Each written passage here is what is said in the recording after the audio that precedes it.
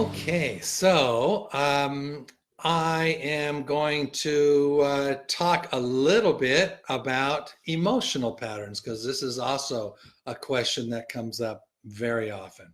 So, how do emotional patterns affect our physical, our emotional? How do old patterns affect us?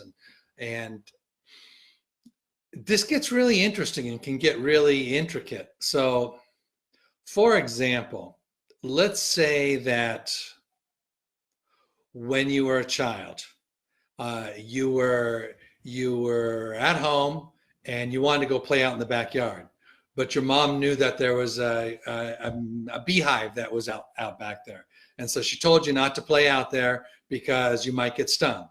Well, you don't listen to her and you go out there and you play anyway, and eventually you get stung and you start crying. You come run to your mom and she gets like kind of angry with you, like, I told you not to go out there and play out there, and there's a beehive out there. So that's an example of something that could become a fear-based pattern going on. So what happens if your subconscious, if your unconscious takes that strong enough? So it may not, there's a lot of instances that we don't take on as a pattern that will be ongoing. But if somewhere inside of you, you got really afraid and you heard your mom's fear about it and your mom's maybe anger about it, and you really took that to heart, and that scared you. And if there was nothing done about it, if that pattern just kind of playing, what happens sometimes is that you're actually enlisting this part of you to start protecting you. So there's a part of you that's hearing it because it's such a strong emotion that's hearing that is seeing how it can protect you. So you're furthering some part of you to try to protect you. So in the desire to protect you from getting hurt again, this subconscious pattern begins to play and says, first of all, says, okay, don't go outside in the backyard because there's a beehive. And so that's the pattern that starts to play. But if that pattern's never dealt with, it can start to develop into further ways to protect you. So what can happen is it can start to morphing. So what can happen is that protective pattern can start to morph into don't go out in the backyard because it's not safe back there. And then as time goes on, that can start to morph into don't go outside because it's not safe out there. And I'm talking about years or decades. And then if you keep doing what the protective pattern says not to do, it looks for other ways to try to protect you. So let's say, it's still trying to keep you from going outside from an emotional place. It can create fear within you to going outside. But let's say you push through that fear and then you decide to continue going out.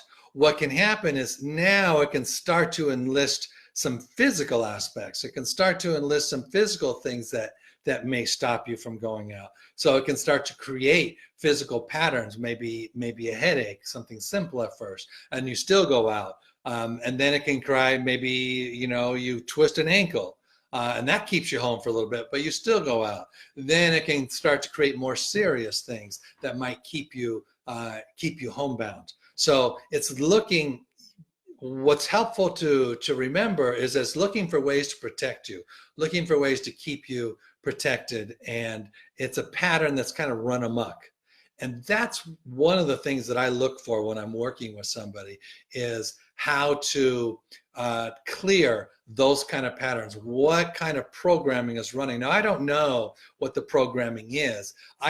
When I'm working with somebody and their goal is to heal their digestive tract because something's going on there, I'm looking at, okay, what emotional patterns are connected to this that are preventing your body from healing itself, or that are preventing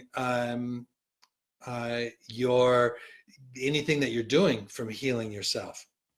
So when I look for those patterns, I'm looking at how to how to clear those, how to release those. So I just see and feel the patterns. I don't actually know exactly what the pattern is on itself. So that is the thing that drives me to look for those. Now, when I see that release, I'm working with your body to release that. I'm talking with your body and letting your body know that you no longer want that pattern, that you're choosing to heal. You're choosing to get healthy. And that is part of what gives me the inroads to help release those patterns without necessarily knowing exactly what it is.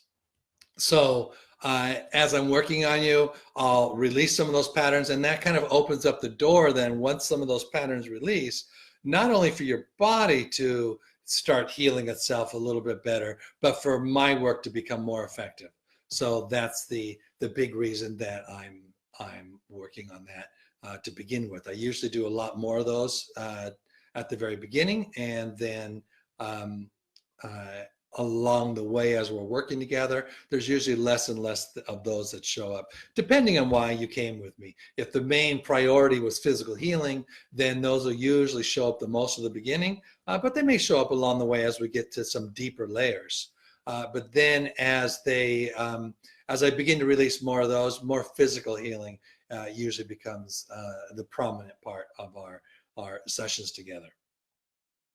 Now, if somebody came to me for primarily emotional and spiritual healing, then that'll be the primary thing that shows up, and that'll probably show up every time to look at what's going on.